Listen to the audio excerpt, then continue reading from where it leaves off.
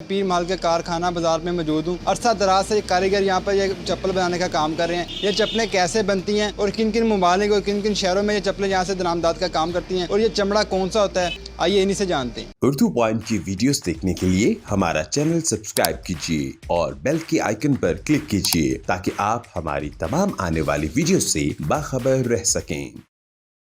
जी बिल्कुल नाज़रीन, इस वक्त मेरे साथ कारीगर मोहम्मद वकार मौजूद हैं जो कि अरसा दराज से ये चप्पलों बनाने का काम कर रहे हैं। मज़ीद इनसे जानते हैं। अब मुझे बताइएगा, ये चप्पल बनाने का काम पीर माल में कितने अरसे से जारी है?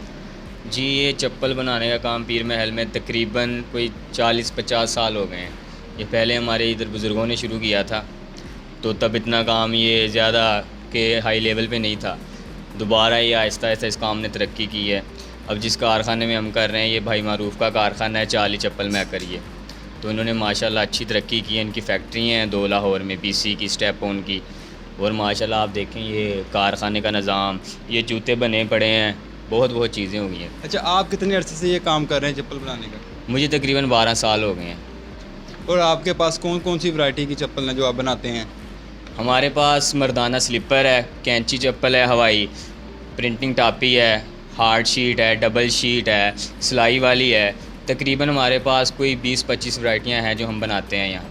अच्छा, और कौन सी वैरायटी ऐसी है जो ज़्यादातर पसंद की जाती है और जो ज़्यादा अहमियत की हामिल है? यहाँ पे तकरीबन 3 वैरायटियाँ हैं। एक है मर्दाना स्लीपर, ये सिलाई वाला जो, और वो प्रिंटिंग टापी है, और एक है हमारी कोल्हापुरी शीट। और ये चमड़ा कौन सा है, किस किस्म का चमड़ा है, कहाँ से आप लेके आते हैं, कैसे बनाते हैं? ये चमड़ा कई किस्म का होता है, लेदर का भी होता है, अस्तर होता है, पांडा होता है। हमारे पास पांडा चल रहा है और अस्तर चल रहा है, जो तकरीबन अच्छी मांग है जिनकी। हम लोकल कारखानों वाले में से नहीं हैं, अच्छी चीज़ें लगाते हैं, वो लगा पड़ा है। अच्छा, ये चमड़े की कीमत कितनी है, कितने में आपको पड़ता है चमड़ा? ये तकरीबन ख़र्चा तो काफ़ी पड़ जाता है। ये अगर हम होलसेल में ये सेल करें जूती, तो तकरीबन हम करते हैं ये कोई 250 में, 240 में। आगे जो परचून में जाते हैं वो अलग रेट होता है, अलग अलग रेट होता है इनका। ये पीर माल में बनने वाली चप्पल आपके पास मेल भी होती है और फीमेल भी होती है।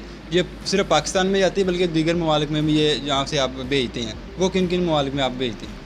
जी, हम अफ़गानिस्तान में जाती है चप्पल, इंडिया में जाता है माल हमारा, बाकी तो तकरीबन 2-3 ममालिक में जाता है, बाकी इधर ही जाता है सक्खर, रोड़ी, लाड़काना, रहीम यार ख़ान, लाहौर भी जाता है माल। यानी कि ये लाहौर, ये जो आप शहर बता रहे हैं, इनमें रेगुलर जो अपना माल जाता है, ठीक है। हाँ, और इसके अलावा कोई और शहर भी हैं जहाँ पर माल जाता है, जो वो खुद लेके आते हैं, यहाँ से आप भेजते हैं? वो खुद लेने आते हैं इधर, तो वो इधर बना बिल वगैरह बना के ले जाते हैं, हम यहाँ से बिल्टी करवा देते हैं, जो TCS वगैरह होता है, माल भर के। और ये आप हमें पता चला कि ये जो आप चप्पल बनाते हैं, इनके आप साइज़ भी डिफरेंट रखते हैं ताकि अगर कोई बहन भाई एक जैसा जोड़ा लें तो वो उनके साइज़ में मैच आए। इसके बारे में आप क्या कहें? जी, यही है, ये साइज़ होता है 11, 10, 9, 8, 7, 6, ये टोटली साइज़ होते हैं। बचकाना भी बनता है, बच्चों का साइज़ भी बनता है, यानी कि बच्चों का और बड़ों का सबका साइज़ यानी कि बनाते हैं। अगर ये बनता है तो वो निज़ाम चलता है, एक साइज़ की थोड़ी बना सकते हैं। और चप्पल बनाने में कितना वक्त लगता है और किन किन मराहल से ये गुजरता है फिर चप्पल बनती है? जी, ये चप्पल बनाने में हम सबसे पहले इनको वो लकीरते हैं, लकीरने के बाद डबल करते हैं, फिर उन्हें प्रेस करते हैं। वो मोटरें हैं, मोटर पे रगड़ाई वगैरह होती है, ठीक है। और रगड़ाई करने के बाद फिर ये डच्चें लगती हैं, पिरोई होती है, चीरे डलते हैं, फिर आरे पे जाती है। आरे से कटिंग होने के बाद ये फिर रगड़ाई से शापरों में पैकिंग करते हैं। डब्बे वाली भी है, शापर वाली भी है हमारे पास। ठीक हो गया। और आजकल आपको पता है मशीनी दौर है, और मशीनी दौर में क्या आपकी ये चप्पल बनाने की अहमियत कम हुई है या आगे से वही बरकरार है या ज़्यादा है?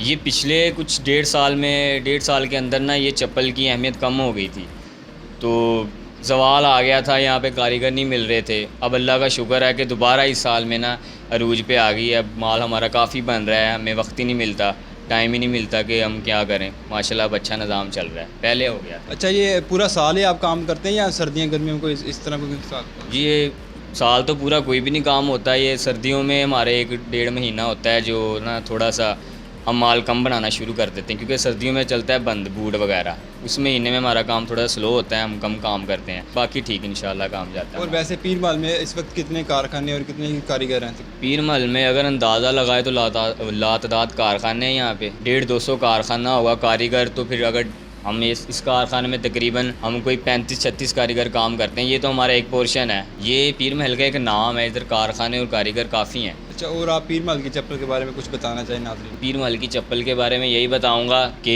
पहने, इन्हें इस्तेमाल करें, ये दूसरी चप्पलों से अच्छी है और मजबूती भी इसकी अच्छी है। जी बिल्कुल नाज़रीन, जैसा कि आपने कारीगर मोहम्मद वक़ार की बात भी सुनी है, उनका यही कहना था कि ये चप्पल जो है वो पाकिस्तान समेत दीगर ममालिक में भी यहाँ से हम भेजते हैं और इसके साथ साथ ये चप्पल की अहमियत एक अपनी अलग अहमियत की हामिल है। इसी के साथ अपने मेज़बान अमीर हमज़ा को इजाज़त दीजिएगा, मिलते हैं अगली वीडियो में।